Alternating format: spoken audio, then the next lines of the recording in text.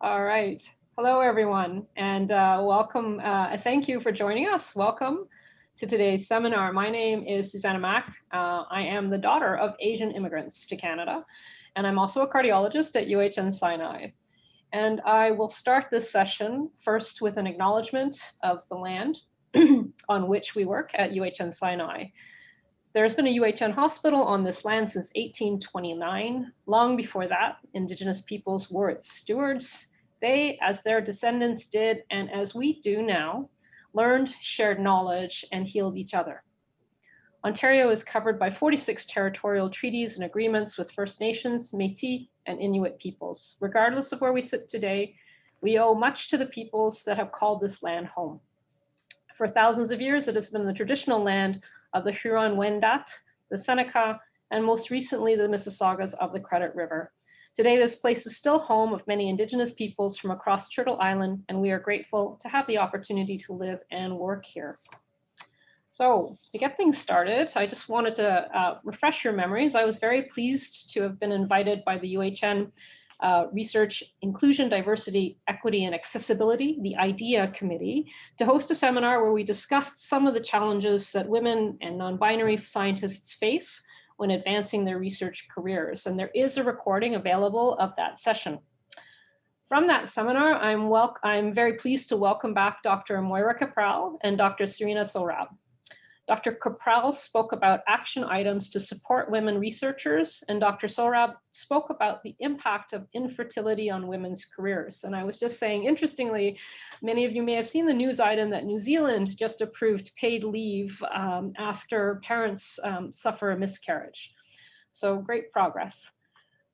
Both talks really struck a chord with many people who wanted to keep this conversation going. So the committee has invited 4 speakers from different parts of this organization to join a longer conversation today and share some perspectives on addressing underrepresentation of communities within the research organization. So I do want to make one quick comment. I've been a trainee, a research colleague, and I am now in leadership. And in the course of my career, I have experienced anger and frustration and joy and satisfaction. So wherever you are on that spectrum, I encourage all of us to listen respectfully and to remember that everyone wants to feel safe and heard, no matter who we are.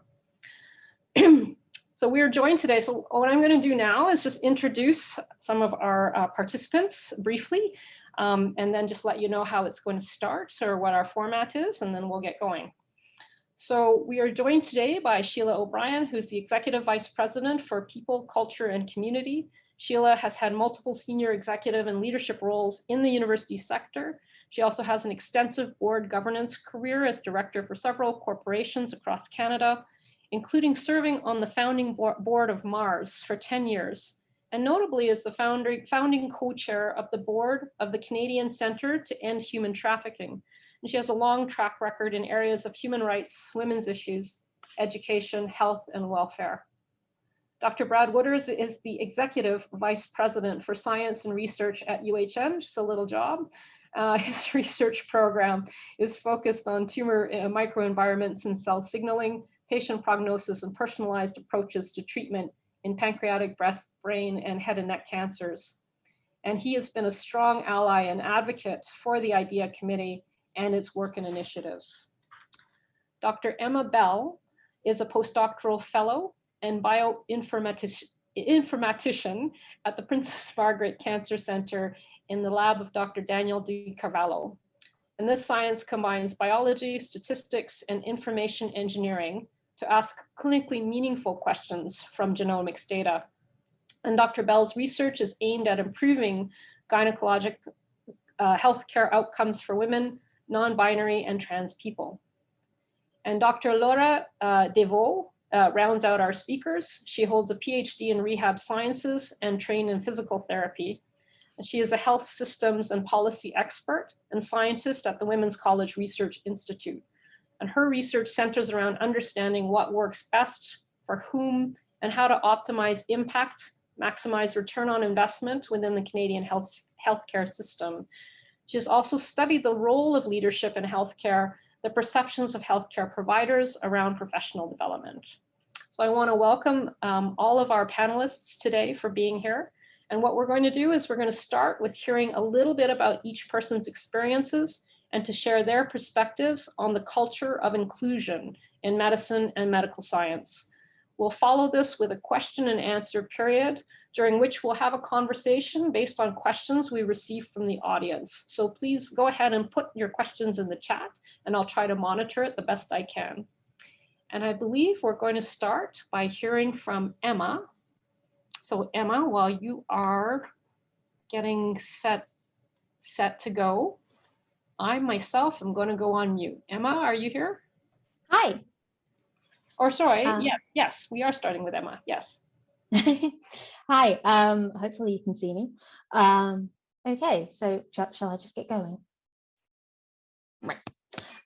Okay, so I'm Emma. I'm a postdoctoral research fellow in Daniel Di Carvalho's team at the Princess Margaret, as Susanna said.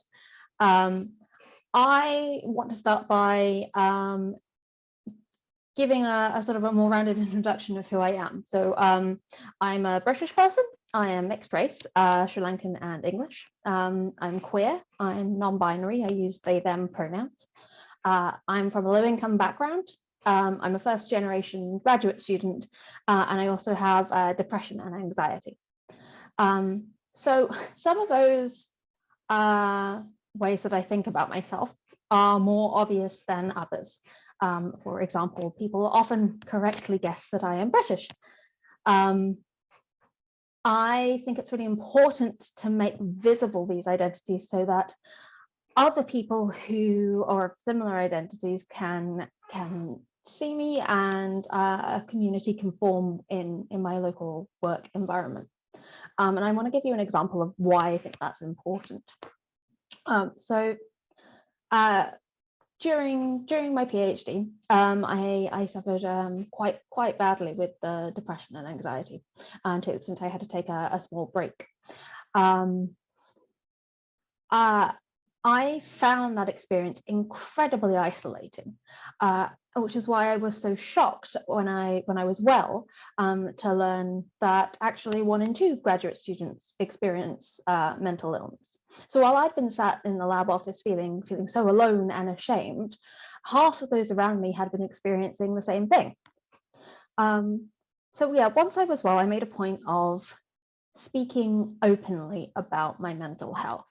And this has on a couple of occasions, like known to me, helped me support other people. For example, I've been approached a couple of times by master's students, PhD students who are having similar issues, who don't know how to access their institution or their local medical facilities resources to support their own mental health.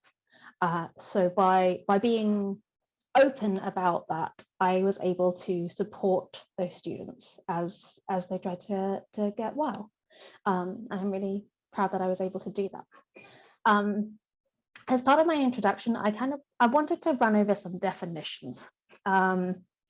So one of the things that I struggle most with in academia as a non-binary person is reinforcing the definitions of sex and gender. So I thought this might be a nice opportunity to do that. So what I'm going to be presenting here is the National Institutes of Health's definitions. Sorry, let me just pull up. Okay, right. So this is from the National Institutes of Health's Office of Research on Women's Health.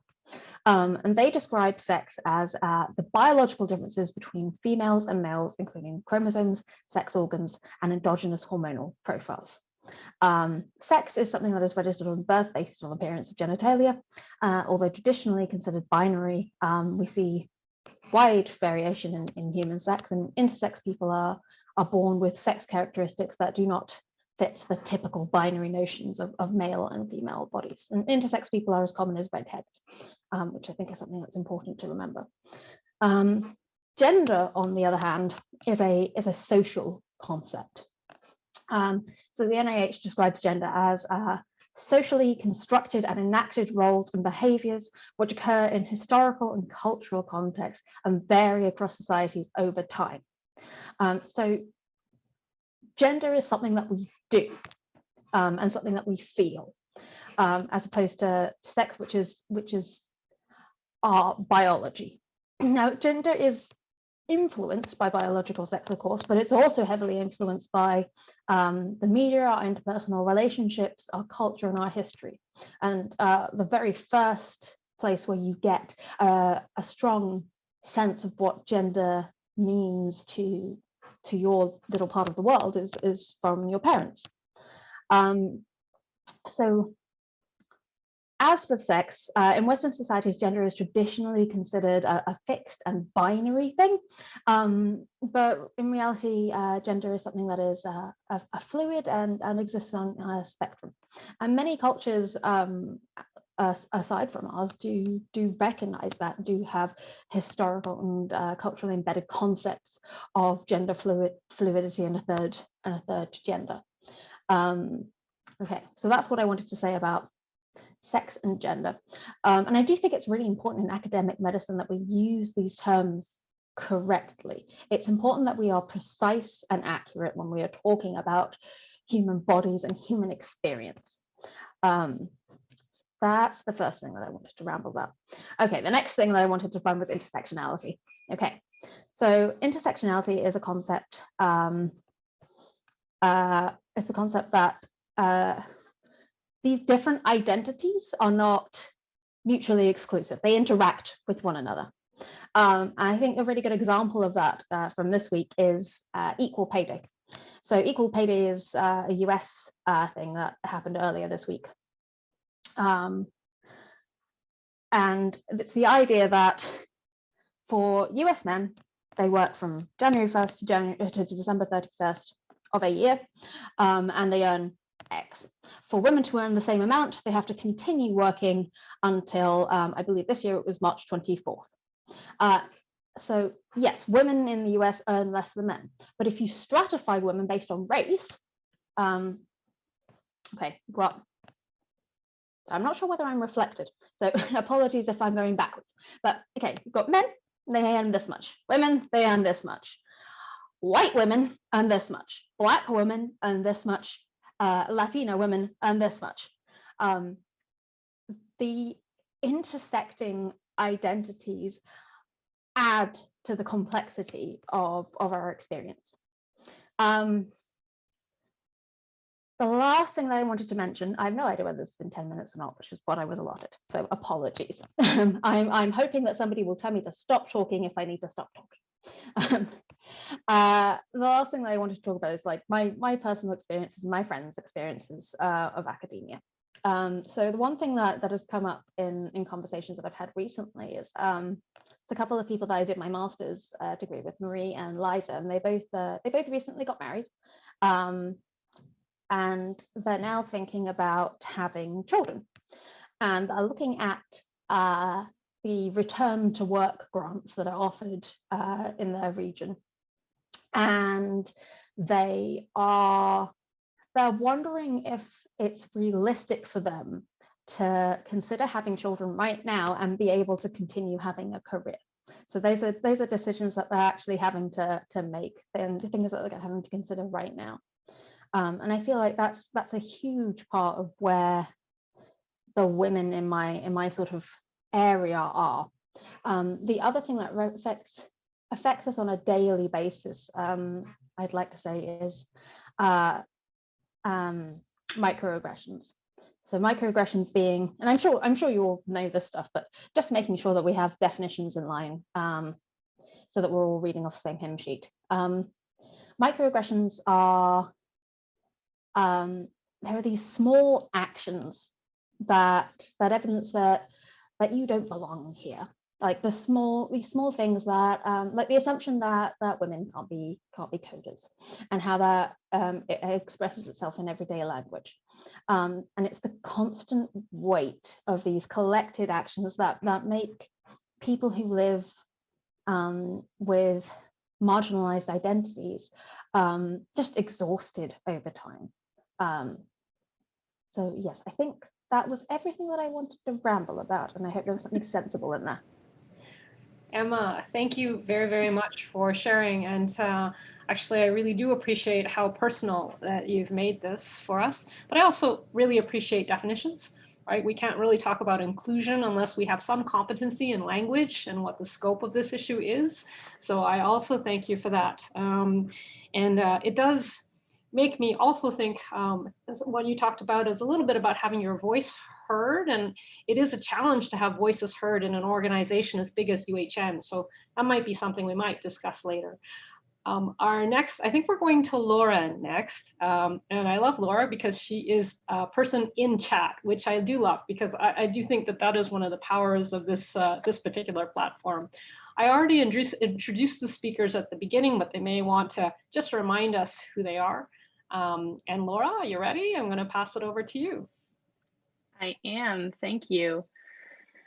Happy to introduce myself, but first I just want to say thank you to Emma. For a lot of reasons, I don't think it was easy for you to be the first person to take the virtual stage. And what I would encourage people to reflect on is how much of what Emma spoke about resonated with you, or how much of it was new to you, and what that teaches you about how far we might have to go individually and as a collective to be more inclusive. So, you know, wherever that reflection gets you is progress. So congratulate yourself for that. But I try to bring Emma into as many spaces as I can, because she's continually highlighting my numerous blind spots. So I also want to acknowledge that, so that people don't feel guilt or shame when they realize that, you know, we're pretty close to the starting line from my perspective as it relates to being more inclusive. In terms of reintroducing myself, as Susanna mentioned, I'm a health services researcher, a behavioral scientist. I'm really interested in solving health system problems by understanding what people believe, how they put knowledge into practice. And the one-liner I use to describe everything I do is closing the gap between current performance and what science and experience tells us is possible. I do that in a lot of different ways. I'm not only passionate about the science itself, I'm very passionate about professional development. And as of next Thursday, I'm actually taking on a new role where 50% of my job is my scientific work and 50% of it is building a professional development program for the scientific staff at Trillium Health Partners.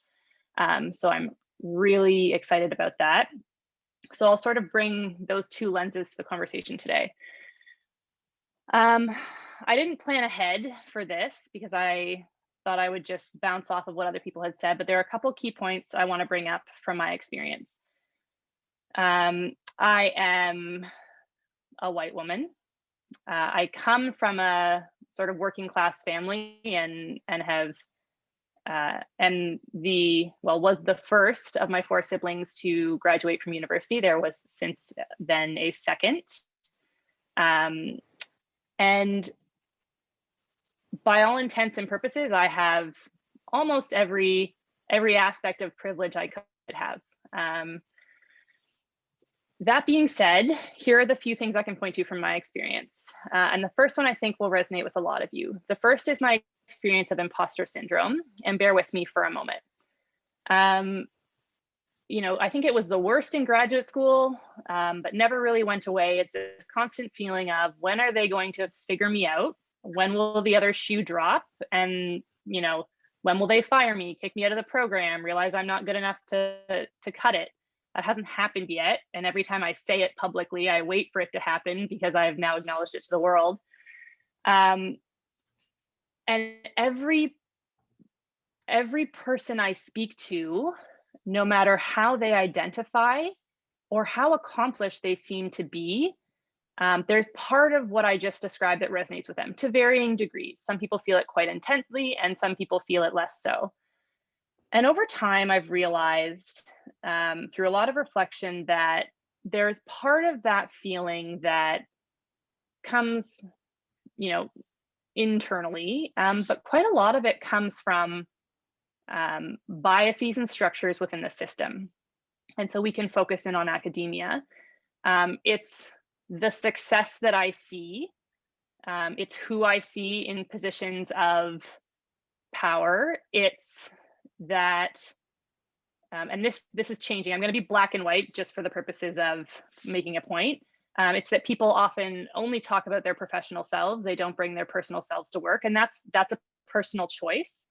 But as I started to realize those things, and as a mother of 2 young kids, I have a 3-year-old and a 1-year-old pandemic baby. I've realized that for my own mental health and to start breaking down some of those barriers for others, I bring as much of my authentic self to work as I can, which is a privilege in and of itself.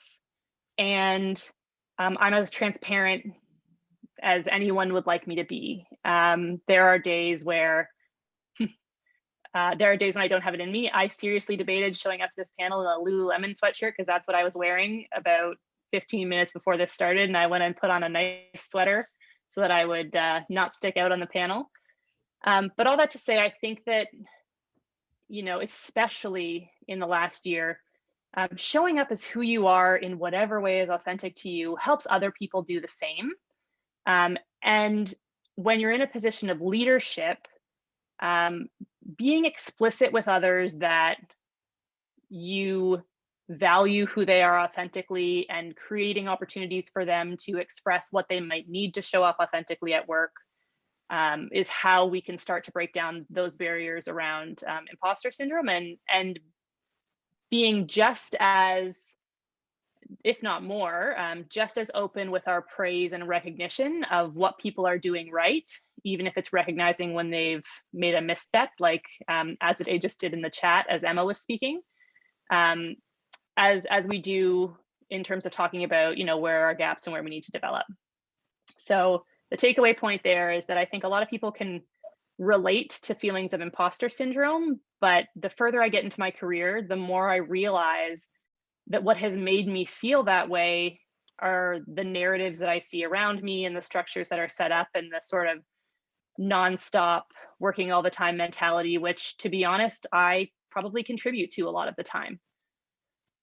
The second point I want to bring up dovetails from this. And again, this is, I'm painting with black and white here for the sake of making a point that in my experience, if I had to make a binary comparison here, men generally look at their career progression as a saloon door that they can walk through. So I can walk up to this and I just push it open, it swings, it's easy to get through, I see the door, I understand how to get through it, it's not complex. Again, just trying to make a metaphor for the sake of the point. Women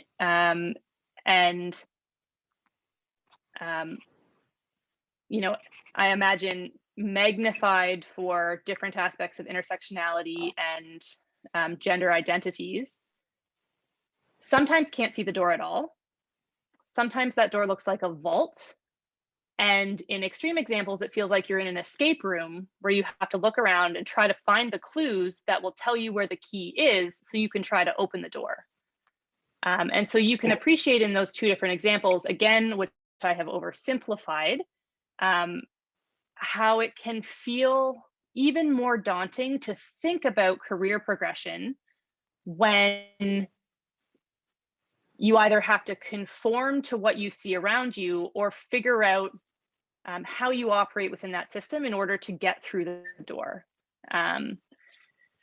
So where has that brought me to in my career? I still don't know what I don't know. I feel like, I'm maybe 10 to 15% of the way there, and maybe a year or 2 from now, I'll feel like I'm 5% of the way there because I've learned that the unknown is even bigger than I thought.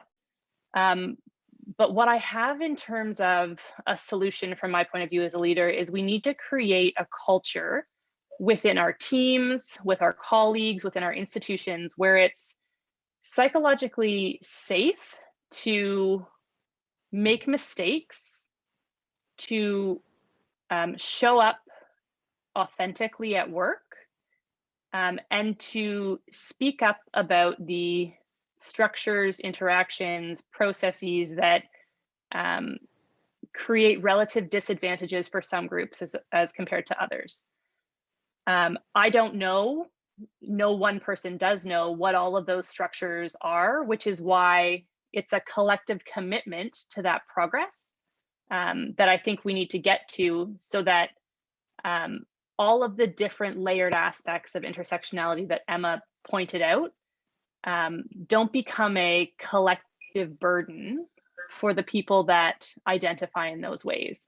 And we know, I mean, normally I'm the scientist who cites all the data, which I have opted not to do in this conversation, but we know that the more diversity we have at decision-making tables, the happier people are at work, the more productive they are at work, and the better it is for an organization's bottom line. So I think and hope that we are at a place where we can buy into that shared vision, and then the conversation becomes, what are the roles we play in truly committing to achieving that vision? So I'll leave it there for now, but I'm really looking forward to hearing what the group thinks, what the panelists think, and the conversation that we have after. Back to you, Susanna. Yeah, thank you, Laura. Thank you again. Also a very personal viewpoint, and I really appreciate that. I think I myself struggle a little bit with authentic self. And actually, as I have taken on some leadership roles, the way I put imposter syndrome is that every time I've gone to a different role, I'm always like shocked that I'm there. I'm always surprised to be there. And then I do find there are other folks in the room who fully expected to be there. It's always interesting, right? Maybe they don't. Maybe they're just very, very good at maybe everyone feels the same way, and we all have different degrees of how we actually manifest. But I don't know. That is the way I describe myself in imposter syndrome. I just always find myself surprised to be in a certain place. I think what we're going to do next is I think we're going to go to Brad. I did send a quick message to Maggie about whether we're going to Sheila next, because that was the plan. But I think Sheila is not on the call. Maggie, is that correct? I am on the call. Oh, sorry. Okay, I was looking. Okay, then we're going to go to, I think, well, in order, we're going to go to Sheila next. And I did introduce you at the beginning, but I don't know if you were here to hear my introduction. So, we did touch on the fact that you are the Executive Vice President for People, Culture, and Community, and the many executive and leadership roles you've played in both the academic and the nonprofit sector. And I think I'm just going to hand it over to you. So if you're ready to go, I am just going to go on mute. I am ready to go. And I have to start off by saying I am so sorry. It took me 40 minutes to get on this call.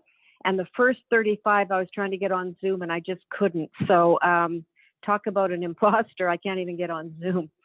Anyway, thank you very much. I'm really thrilled to be here. As you will have probably heard at the beginning, and I didn't hear, but I've spent my whole life working in mostly in the oil and gas, petrochemical, and pipeline industries. And so for my whole career, I was always the most senior and the only woman in the place that I was in. So many, many, many years ago, that was very lonely. And I often had a target on my back and felt like if I made a mistake, that mistake was going to be amplified and attributed to all women. And so the pressure that I put on myself, and maybe in fairness, there was some of that as well. But,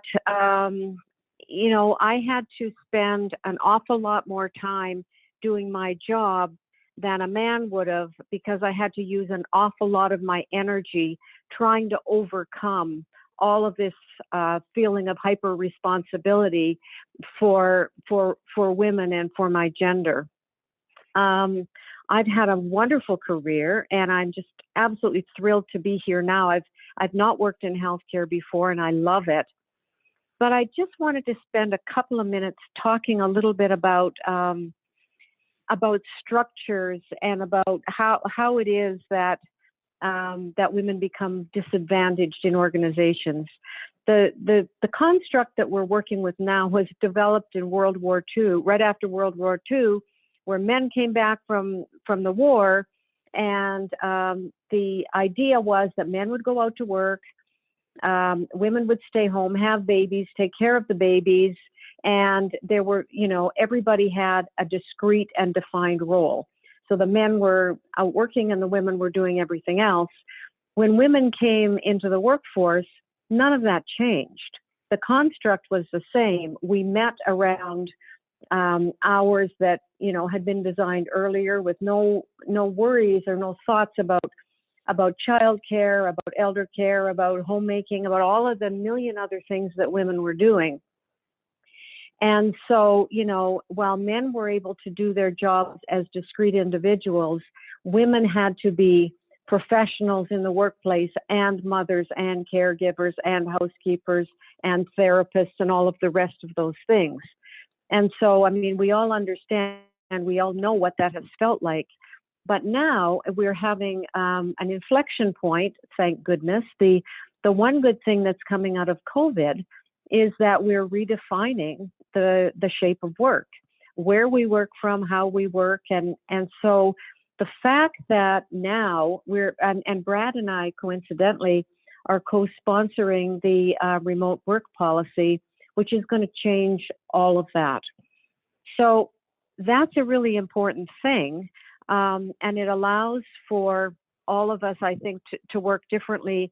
And as somebody said in the piece before me, bring our authentic selves to work, because we'll be working in a more authentic space for much of the time. I actually love it when I'm on a Teams call and I see somebody's cat walking across their keyboard, or their kid running in and, needing a Kleenex or whatever. I think it's just a much more humane way for us all to work. But one of the things that I think we need to think about is a policy like maternity leave. We call it mat leave. And by calling it mat leave, we then reinforce the fact that after a child is born, the woman takes the time off, the woman's career is interrupted, the woman is responsible for all of the things that go on in the early stages of a child's life, where in fact it's parental leave. And we need to normalize gender roles by encouraging our male colleagues to take that time and maybe splitting it differently. And that's one small example, but there are many, many examples of things that we do in the workplace where the onus is on women to do things differently and to forge the new pathways. And I think we need to rethink that. And so we need to think about all of our, and that's part of the work that I'm doing now, is our policies and our practices are quite dated. And so we're looking at how to update them. We're working closely with UHN women to get advice from them on what we should do differently and what we should stop doing and how we should tilt things so that the playing field is a more appropriate level. But the other thing I do want to say just before I leave this conversation is I've had a few instances since I've been at UHN where women have come to me and started talking about their career and their compensation and apologizing for bringing up that they have an issue with their compensation and feeling badly about it. And I think I know that's something we have to change. We have to be better at advocating for ourselves. There's nothing wrong with stepping up and saying, I don't understand why this is my compensation and why somebody else is being compensated differently, or there's no embarrassment. There's nothing shameful about it. And I'm encouraging women to advocate for themselves in terms of compensation, in terms of career development, in terms of mentoring, in terms of whatever we need to make sure that we can become successful. And one other disjointed thought here is I just want to share with you, in terms of imposter syndrome, that there is an awful lot of research that indicates that in large organizations, men are promoted on their potential. So, you know, where could he be? And women are promoted on their performance. And those are very different concepts, and you can see where it disadvantages women. And so I don't know or believe or understand if that's the case at UHN, because one of the things we haven't been doing very well is performance management, succession planning, and career development. So please know that that's something that I'm going to be working on very carefully and diligently in this first year that I'm in the job. So with all of those thoughts, and again, apologies for being late, I'll say thank you.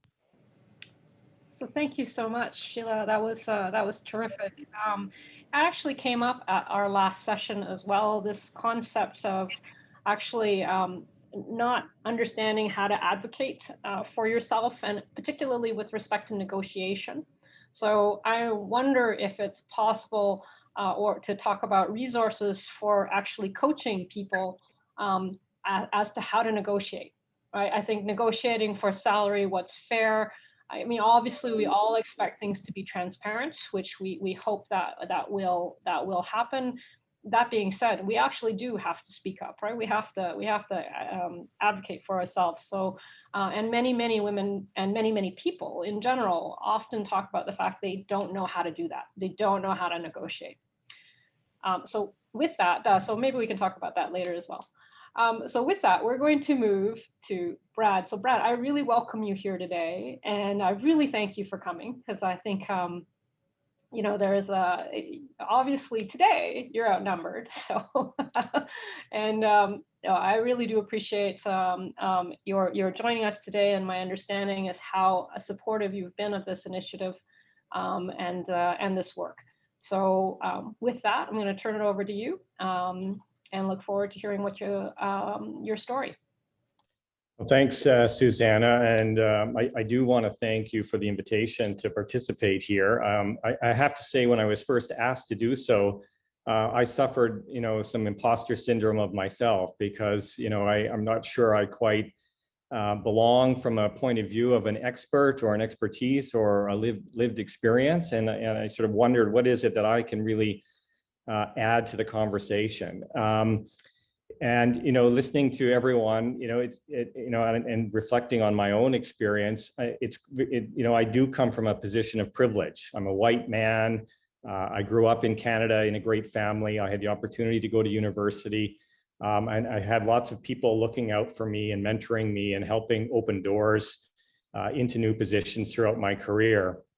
And I think, like many in my position, it's only, you know, in the last sort of 4 to 5 years that I have really had the opportunity to sit back and think and reflect and learn about the unconscious biases that we all have and which continue to exist in our society and create barriers for many others. But I am also excited, and some of the things that Sheila talked about, because I do feel like we're at a bit of an inflection point, and I can see that change is coming. And in the position that I have, you know, nothing is more rewarding than being able to participate and help see that change come, and in all kinds of different areas. And I think the opportunities that we have right now around making change in inclusivity, diversity, equity, and accessibility really are at a point, at an inflection point. So, you know, and we're starting to see that. And when we 2 years ago went out and started to put our strategic plan together for research, and we were talking to hundreds of people and listening to them and asking what it was that we should create focus on, where our priorities needed to be. Empowering people and empowering teams was the loudest thing that we heard. And a key component of that is around how we can improve and make change around equity and diversity and inclusion. So in response to that, you know, we created the idea research strategy and help put a committee together like that.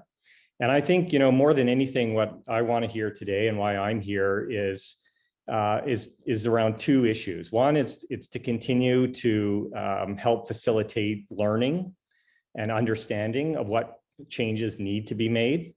But also as a leader here in the organization at UHN to provide a commitment to being able to help and assist where I can to help make that change possible. And as Sheila said, I think a lot of our policies are outdated. They need change, and whether that's the way we work, where we work, the resources and assistance that we provide to individuals, and so on. But there's an exciting opportunity to make those changes, and that's what the IDEA committee is all about. When we went to put that together, we were looking for people who had lived experience, that were passionate about making change, that had ideas, that wanted to discuss those. But we're not putting that committee in charge in any way of making that change. That is the responsibility of the organization. We want to listen, and we want to act, and we want to actually make that change. So, what the discussions that we've had with the committee is really around providing that input on what we can do in the short term, what we can do in the medium term, what we can do in the long term. But we want to take concrete steps towards making that change. And we're going to do that. And we've already started to do that. We're going to hear about some exciting changes in a couple of our policies coming up very soon. We talked about this last week at one of our research committee executives. Changes around our family leave and the funding and the way that works. So these are going to be coming soon. And I want to thank the incredible work that has already gone on with that group. But there's a lot to do. And, we're a research-based organization. And when we were first putting the committee together too, we wanted to also make sure that we had the lens of research and that we were providing something additional to what some of the other groups are doing across UHN or at the university or across the hospital sector or the research sector. And part of that is around data and understanding and using data to help inform where we need to make change. And we haven't done a very good job of that. We don't really understand who works at UHN very well, or who works in UHN research and their backgrounds, and many of what you just heard here from the speakers on this panel. We have an incredibly diverse community that work at UHN, but we don't have much data around how that relates to issues around compensation, around opportunity, around funding, and so on. So we want to have that data, and we've already put together some processes to go out and help to gather that kind of information so that we can make data-informed decisions. We're also in the process of rethinking how we evaluate ourselves and the impact that we want to have on society as a research-based organization. And this goes to the questions around the impact of the organization, but also the impact of individuals, how we evaluate individuals and their contributions to our overall research impact. We have at the moment a group that's working on developing indicators of our impact and our success. And there are a lot of traditional kinds of indicators that also have these inherent biases built in them that have created barriers for progress for many individuals. And so we're working around building the different kinds of progressive indicators that capture those unique aspects and can reward and create reward systems and recognition systems that better reflect those kinds of indicators. We've also talked about mentorship, and I think mentorship is a great enabler, and there haven't always been examples for everyone and mentors for everyone. And at an organization, the one thing that we have at a place like UHN is an incredible opportunity to do that because of the inherent diversity that we have in our organization. And so we're working around building new kinds of mentorship programs that can allow individuals to relate, to get experience, to have individuals open doors for them to help everyone move forward ahead. And then finally, I just want to say that and make a commitment to everyone here is that we recognize that we have an organizational responsibility. We're hearing lots of ideas coming out of IDEA, initiatives, programs that are aimed at creating a more inclusive culture and a larger diversity of opinion. And we're going to listen, and you can hold us accountable for making those changes. And so I think, the opportunities like today to hear from individuals as to what you want to see, how you're going to hold us accountable. This is something that I think is incredibly important for the organization, that those of us that make up the organizations will judge the leaders on their ability to respond and to make those kinds of change that everyone is looking for. So thanks for the invitation. I look forward to participating in the conversation ahead and to listen and to learn from everyone that's here. Brad, thank you so much. With that, I might follow up immediately, because one of the issues came up in the chat, and actually I struggle with this myself a little bit. So I am the division director for cardiology, and actually I realized that we actually don't measure our gaps very well. So one of the questions, I think Megan put it very well. She asked, yes, who's here at UHN and who's not here at UHN? Actually there's a recent questionnaire that was sent out by TASN to actually find out a little bit more, to actually try and measure our diversity, try and actually measure who we are. And as Megan put it very well, who's here and who's not here. And I think the other sort of note to recognize is a lot of people don't even get here, right? So, in terms of our responsibility to reaching back into a deeper pipeline, a lot of people don't even get to where we are at UHN Research. And I'm just wondering a little bit on just concrete action to measure diversity within the UHN Research, and it's perhaps something I don't know, perhaps we've already measured that. No, I mean, that's sort of what I was trying to get at around the need to go out and get that data. It is to really understand who is here and who is not here. Without the sort of declaration of that kind of information or the capture of that kind of information, and we typically haven't captured it because of issues of privacy and so on. But there are surveys going out. We've launched a survey for all principal investigators. That's where it started. We're working with the University of Toronto and TASN colleagues on that to gather that kind of information and to look at how do we compare with society as a whole, and to understand where those gaps are. And with that information, with record level information, we can also ask the kinds of questions within our organization at issues of equity, compensation and so on. Once we have that data, we do have plans to broaden that, and the IDEA committee is working with the larger diversity committees across UHN at a UHN-wide survey. We want to capture this information on everyone who's here to get a really complete picture of what that looks like.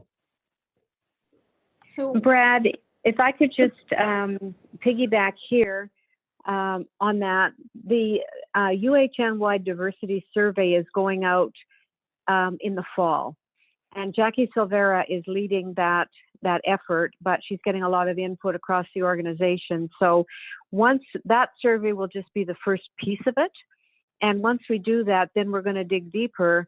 Who do we have and who are we missing, and how do we close that gap? So that's on the agenda, and you'll see that work progressing in the early fall. So what I think I'm going to do now is I'm going to ask Maggie to help me by keeping an eye on hands up in the on participants. There is a set of comments in the chat, but what I thought I might do first is come back to where we started and maybe ask Emma and Laura both to reflect a little bit on, as this conversation has morphed and meandered a bit. I'm just wondering if they've had any other thoughts or reflections that have come up as they've continued to listen. So if it's okay, I might come back to Emma first, and see if there are any things that have occurred or that resonate or that you wanted to respond to. Hi. There have been a couple of things that have come up, but I'm not sure what's the most useful thing to actually put into words. So Brad, your involvement in conversations like this is incredibly important, because these conversations, like this work, is predominantly done by marginalized people, which means that, for example, this week, I've spent most of this week, instead of doing the actual research that I am paid to do and that I came here to do, I've spent this week doing various EDI related activities. And I'm now worried about how I'm going to explain that to Daniel on Monday morning when we meet and I don't have graphs to show him. He'll be very nice about it, but still. The bulk of this work ends up being done by the people who personally benefit from it, and having those who don't directly benefit from it involved in these conversations helps, because it takes the weight, it lessens the weight a little bit. So that was one thing that came up for me. I don't know if there's anything for you, Laura. A couple of things. Emma, I completely agree with you in that, Brad, it's not a, it feels conspicuous when you're the only male that joins the conversation, but I think everybody here, for multiple reasons, appreciates the commitment and vulnerability that shows, because what isn't productive is any marginalized group or group that experiences bias having these conversations in an echo chamber where we can't actually drive things forward because people who are in positions to drive change aren't in the room. One of the things I wanted to bring up that actually dovetails quite nicely from what Emma just said is that I've had the privilege of having a lot of really great mentors in my career. When I was pregnant with my first son, I realized they were all men.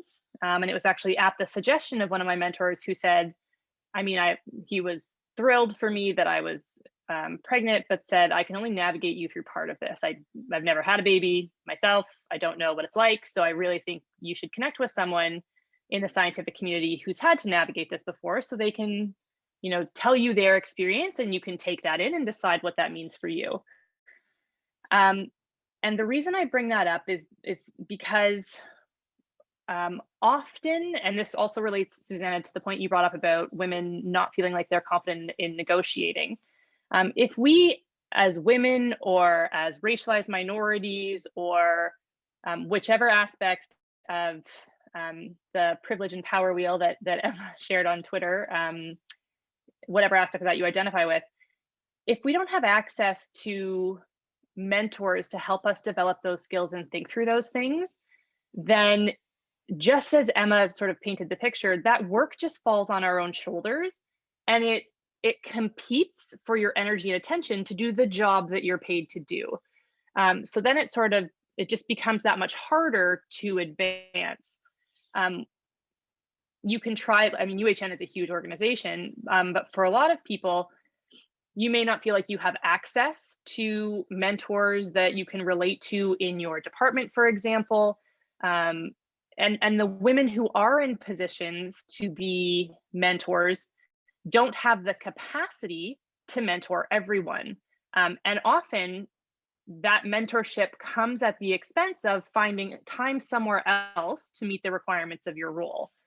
It's one of the reasons I founded Women Who Lead, because I am a softie and I couldn't say no to all the women that reached out to me for mentorship, and had to create an economy of scale for us to connect with each other across organizations so that we could collectively advance. I would love if this conversation goes in the direction of solutions, because similarly, Brad, I don't think it should fall on you or Sheila or any senior leadership team to try to think of what people need. I think that there's a crowdsourcing or a co-creation that needs to happen there, because nobody knows better than those who are experiencing a gap what might fill that gap. I think, yeah, I'll leave it there. I think that the other point related to that is there is a difference between a mentor who will have a conversation with you while you're in the room, a sponsor that will have a conversation about you when you're not in the room, which is a big way that, a big thing that drives people's career progression, and a coach that helps you harness your potential to apply it in whatever way you'd like to. And I think that everybody needs all three. And often the more aspects of intersectionality that a given individual identifies with, the less likely they are to have someone who meets that criteria.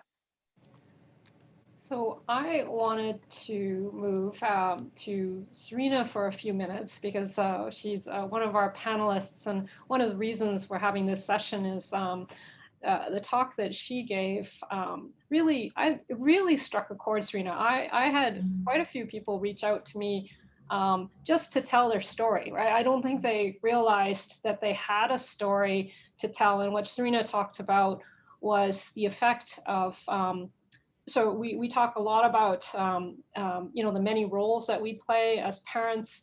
One very specific issue, though, for women is the issue of actually either being fertile or not being fertile. Infertility, it certainly affects both all parents, but we talked quite a lot about the actual direct effect on multiple aspects of wellness related to infertility, and the challenges, the things we don't want to discuss in the workplace, but how it still affects our career. And I thought it was really quite powerful what she discussed, and she's doing research in this field.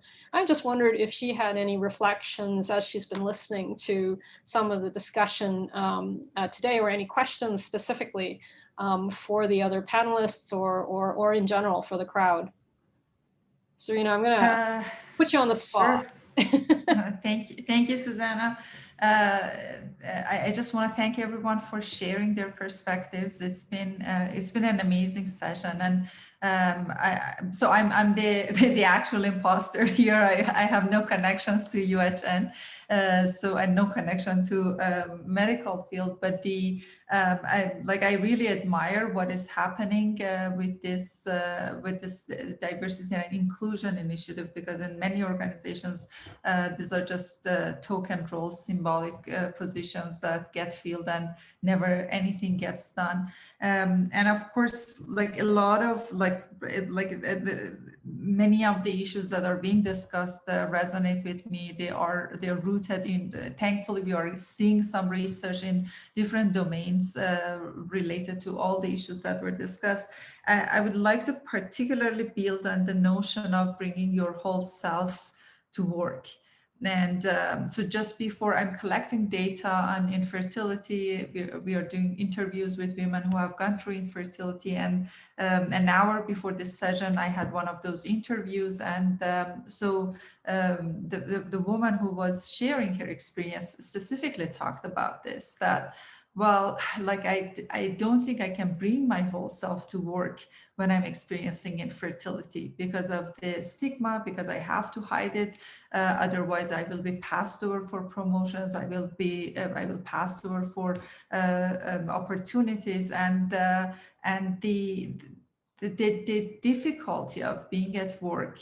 And for example, the issue that everyone recognizes, parents, everyone recognizes the challenges that people have with their kids. And she was talking about the experience of, well, I'm dealing with infertility in the middle of COVID, and no one recognizes that. So where does my true self come in here when I cannot even share the challenges that I have had with infertility, the struggles that I have every day with managing infertility and work and COVID.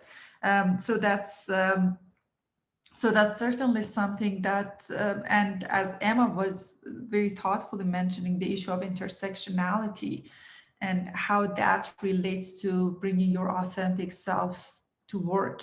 In Canada and in Toronto in particular, we have a very diverse community, and what happens when you are an immigrant, when you are a new immigrant, when you are, and that is added to other levels of the challenges that you face.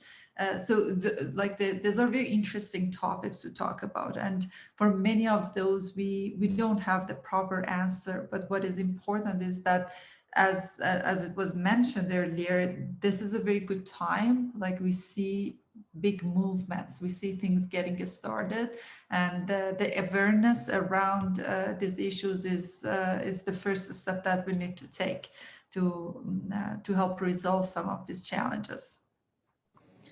So I have a couple questions, or I might frame this a couple of ways. But I do have a question for Brad and Sheila. I'm just wondering, just what, or if you can reflect on how you have evolved actually in your roles, right? So I think I'm just curious as to this inflection point, right? As it's come, and I'm always a little bit cautious about inflection points. We've had many inflection points over, a couple of lifetimes. If I were Black in America, I think we all would have thought we had an inflection point in the past, and yet here we are again. So I'm always a bit cautious about saying we're on the cusp of a huge change, because I do think I've heard it before. And I'm a little, well, I don't know. I don't think I used to say I'm older than I look. I don't think that's true anymore, unfortunately. I'm just curious though, as to your, how you view your evolution in leadership, and how you feel this inflection point yourselves. And maybe Sheila, if you're still here, maybe we'll start with you, and then ask Brad to some of his thoughts. Yeah, thank you. I had an inflection point, and I can pinpoint the moment that it happened. The first, say, 15 years of my career, where I was, as I mentioned earlier, in oil and gas. I worked for some wonderful companies, but I was so dissatisfied. I mean, I had interesting work and big work and fun work, but it wasn't me. There was nothing of me in it, because I had to mold myself to be appropriate to the environment I was in, because I was the only woman in that particular unit and that particular role. So the way that I chose to deal with that was I had a very active volunteer life. So I was involved with the YWCA, I was involved with the status of women, I was on the Federal Human Rights Commission. I kept searching and seeking for places where I could reflect who I really was, and my values as a feminist, and my values as somebody who wanted to work with racialized and marginalized communities, and who could, do things that really mattered, as opposed to doing the things that I enjoyed and I made a lot of money doing, but I just needed more. And then in 1990, I was recruited by Nova Corporation. The CEO was Ted Newell, whose wife was a beautiful feminist, a wonderful woman, and who influenced Ted greatly. When I was hired by Nova, I was hired because of who I was and not in spite of it. And my whole life changed, because I could be authentic. I could be an out there feminist, I mean, in appropriate ways, but I could bring all of my core beliefs to work. And so we shaped a lot of things at Nova. We were the first organization in Canada to offer same-sex benefits, way before anybody else was thinking about it. We had enhanced mat leave way before, we did all that stuff because the organization was able to honor me for who I was and not tolerate me because I did work, but sort of look the other way at the other stuff I was doing. So that was my inflection point, and it was profound, changed everything. Then after that, I felt less like an imposter because I didn't feel like I was pretending. So, Brad, I wonder about your own evolution, and I wonder too how you might counsel colleagues who may not understand maybe as much about the change and the very idea of idea. I know that there are probably some folks who don't fully embrace, and I wonder if you how you counsel around that, how you lead through that. Yeah, I mean, I think for me, the biggest part of my own inflection, I guess, on this, it has been the inspiration I see from other people, and there are amazing women at UHN, there are amazing people at UHN, and my own experience has been deeply shaped by watching them and listening to them and seeing many more of them bring their whole selves to work too. And that's what, I do think that's the piece that has started to change. There are examples of leaders, outside leading countries that are doing amazing jobs that bring their whole selves to work. And, who can't be inspired by the leaders in New Zealand and elsewhere right now?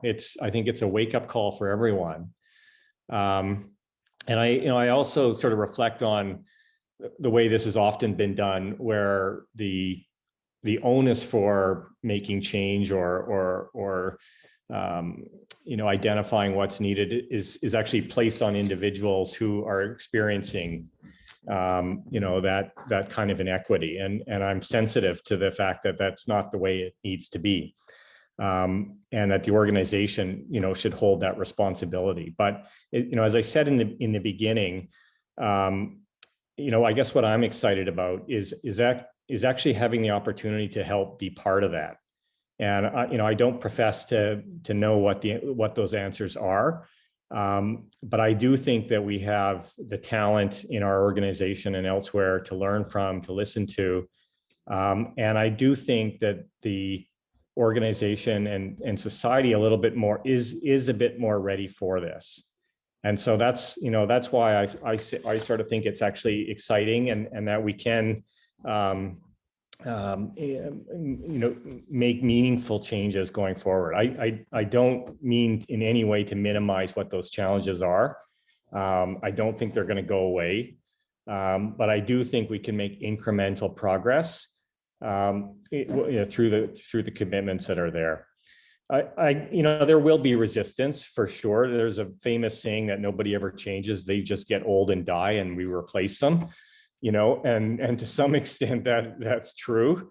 But I think that's why it's also important that we build hiring practices that reflect, and appoint people into leadership positions on the basis of the kind of change that we want to see.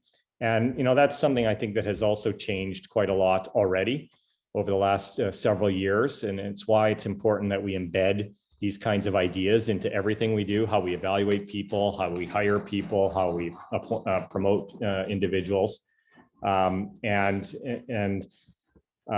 think there's a lot of learning that needs to continue to be done. These kinds of seminars and opportunities are important piece of that, and it's what IDEA is also doing, I think, to help promote that education and growth that we all need to continue to do. So I have another question. I might ask some of the members of the IDEA committee. I might ask maybe Azadeh to weigh in a little bit, or anybody who wants to weigh in a bit, or maybe Sheila, again, I might come to you. But so we're talking about change and we're talking about a pathway to the future, but we have kind of an immediate crisis, right? I think one immediate crisis is, and this does pertain to research. So what is happening in the COVID pandemic right now is, there are distinct and already, evidence-based differences in the way the pandemic is affecting people.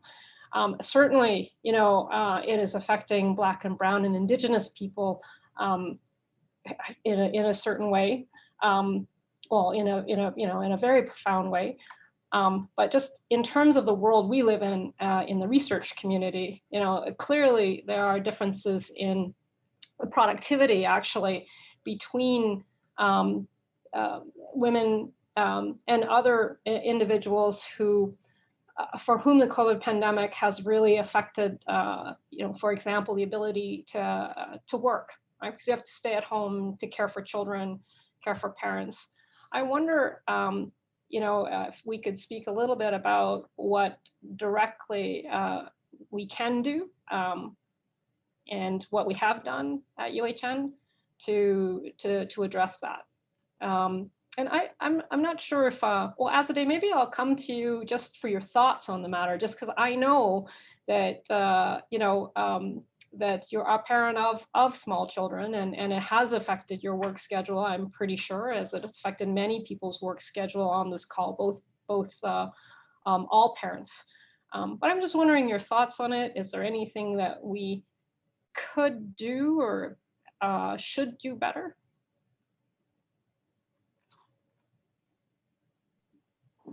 Thanks, Susanna, and thanks to all the panelists. It was so inspirational to hear all the comments. It did affect my life a lot. I mean, like being just a parent of a 2-year-old.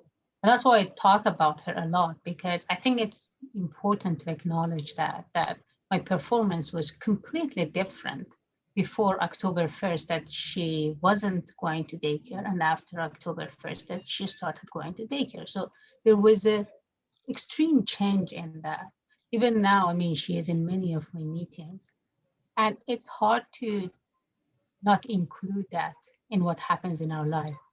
And the other thing that I think is important to be our true self is for our trainees. I see a lot of time of the trainees that I know come to the meeting, and if their kids are talking in the background, they get embarrassed, which they shouldn't. I mean, they shouldn't get embarrassed if their kids are talking in the background, because that's the reality of what's happening. So what we are doing is not only important for us and our self-health, but also more importantly for all those others who cannot find a way to speak out or don't feel comfortable because they don't have it in a position of power. I mean, for me, the COVID was a sort of a wake-up call for many reasons, because I realized that how important the idea is, or the inclusion and diversity is. And that's why I wanted to be in this role, but also how the population who are most disadvantaged are being affected much, much more and much worse. So it was a true wake-up call for me to change many things in my research and work performance, like being active in this one, but also try to see how I can focus my research to the population that are more disadvantaged. So instead of doing a sleep apnea assessment all the time in the general population, what happens in those with low socioeconomic status? What happens in the shelters? And that's where I realized that how much we're really missing when it comes to the sexual orientation or ethnicity and ethnic background and all this intersectionality when we look at the population with low socioeconomic status that lives in the shelters, because each one of these is now becoming a very important issue that I never thought about, even though I was working in this area for a while. So one of the things that I think is quite important, and I'm quite passionate about the IDEA committee, is really how to bring this inclusion and diversity in the research we're doing and the research participant that you're working with, or the patients, because those are the people who are going to really benefit from what we're doing at the end. Laura, is that your hand up? Did you want to? Yeah, it is. Ooh, I recognized it. It is my hand up. Well done. Two quick comments building off what Azadeh just said. One, I think the reality is that most mothers would relate with the fact that they now have sort of 2 full-time jobs to juggle simultaneously, with kids being home and trying to be productive. But as we, and this could extend to any other experience, but when we hear something like that as leaders, I think it's important to then say, okay, we recognize that's the experience, but when we try to, and this is sort of about evaluation or Brad, to your data collection point, when we then are trying to understand the experiences of our staff, don't make assumptions that every mother or woman has that experience, and instead collect data on the experience. Were you responsible for childcare during COVID?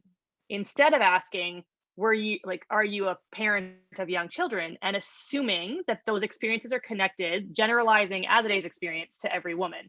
Although we know, the likelihood is that most mothers will have that experience. So that's one point. Whatever the experience we hear is, I think we need to be thoughtful about how we collect the data so that it connects whoever the individual is, the experience, and not their demographic characteristics, if that makes sense. The other point, Azadeh, related to the research we conduct, and maybe this is just because I was working on my CAHR resubmission, where part of what I'd like to do is reach the people that we never reach. And one of the reviewer comments I got on the last submission was, how are you going to do this? It's really hard. And I added a bit, like a couple more strategies, and my response to the reviewer was, I recognize this is really challenging, but that's not a reason to abandon this part of the proposal.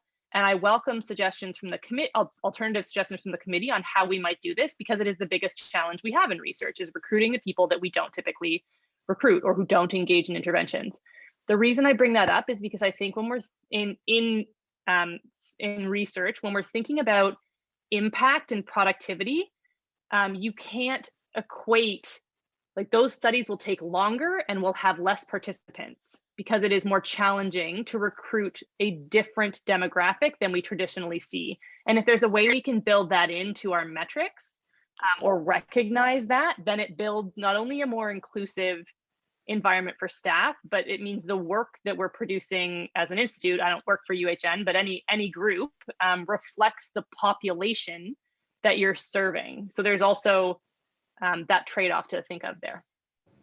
Yeah, there's a conversation in the chat that I'll summarize a little bit or put. So I think the reason that we strive to be more inclusive is because we understand that as researchers and healthcare providers, that we improve outcomes for a larger swath of the population, right? So the reason to do this is because we will just provide better care to the people around us, to the city around us, to all of the peoples there.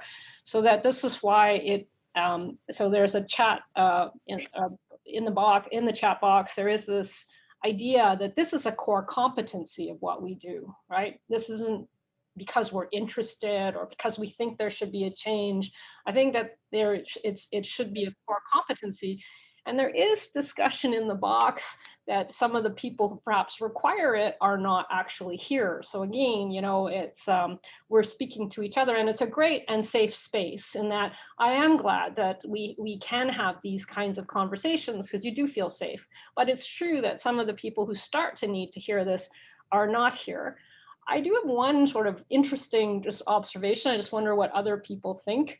So there's a colleague of mine in the United States, so this is in cardiovascular medicine, we have major problems with this, but in the United States, I have a colleague named Quinn Capers, and he is a Black cardiovascular surgeon, or an interventional cardiologist, I'm sorry, and he obviously has a lived experience with this. And what he talks about, though, is on rounds, we talk about, issues of like the biologic issues. We talk about heart rate, we talk about the disease state. So these are like talking about sex is like talking about biology.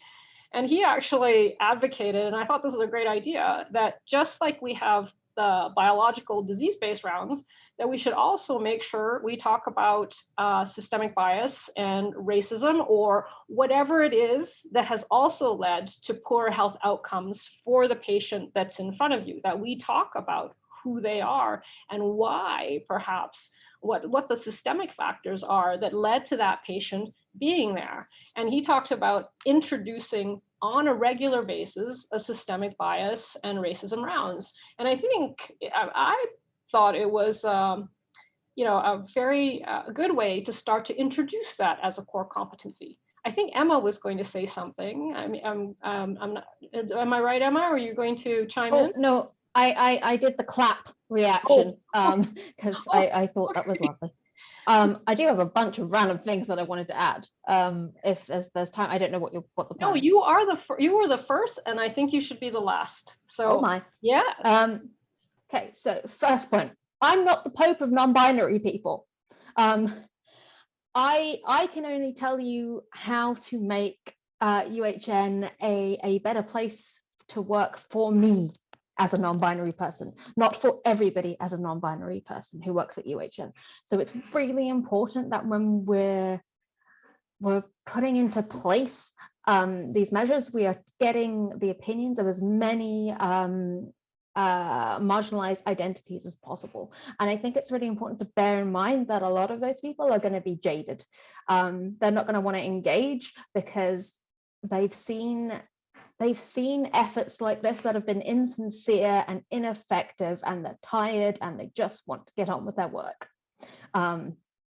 So reaching out to those people is incredibly important. And oh yeah, somebody just made the point that they may be afraid of further retribution and thus want to contribute anonymously as well. I think another really important point I wanted to add was, I know that, so Serena's point about bringing your whole self to work, I think that's like the core of what we're talking about. And that it's not possible for people of marginalized identities. And I know I've met people at UHN who are queer, who aren't out at work because they feel like they're making a fuss. And I think there's something in the culture there that we need to change to make it acceptable, to make it okay, to make it more than okay, to make it a good thing to do, to bring your whole self to work, like everybody else gets to do. The other thing, there are things that we talk about in terms of women that I've never heard about, and I'd like to, there are things that I don't know. So how do we support people experiencing menopause is a question that occurred to me earlier on, because listening to my, I don't know anything about menopause, but listening to my colleagues, I understand that that's something that can hit you like a truck. So how we support, what efforts are we putting into place to support those people? Those are just the random thoughts that occur to me in not any particular order that I hope have imparted something useful. Carry on. So I think we are at the 4 o'clock hour. So that was amazing. And I really would like to thank the organizers for letting me moderate this session. It's a real privilege. I really think we need to thank all of our panelists, every one of them, for their honesty and their forthrightness and their willingness to spend an hour and a half on this session. I hope you guys have a great weekend, and I am going to call it to a close. So thank you very much. And again, let's keep up this conversation.